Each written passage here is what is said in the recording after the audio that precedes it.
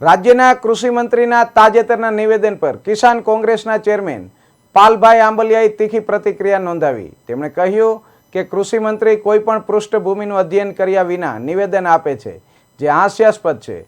તેમણે વધુમાં જણાવ્યું કે નાફેડના ઈ સમૃદ્ધિ પોર્ટલ પર આ વર્ષે પ્રથમવાર રજીસ્ટ્રેશન શરૂ થયું છે। એ કૃષિ મંત્રીને જાણ નથી। તેઓ ગયા વર્ષે રાજ્ય સરકારના પોર્ટલ પર કરાતા રજીસ્ટ્રેશન પણ ભૂલી ગયા છે। કે આ રાજ્યના કૃષિ મંત્રીનું નિવેદન છે કે કોઈ ગામડામાં બેઠેલા વીસીનું નિવેદન છે? જો કૃષિ મંત્રીનું નિવેદન હોય તો આ એકદમ વાહિયાત અને કોઈ પણ જાતની તપાસ કર્યા વગરનું નિવેદન છે।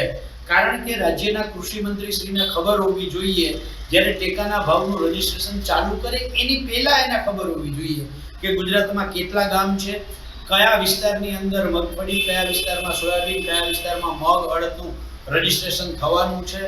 એ પ્રમાણે જે સરકારનું સર્વર છે એની કેપેસિટી અગાઉના વર્ષોના અનુભવ ઉપરથી એને ખબર હોવી જોઈએ કે આટલી હોવી જોઈએ।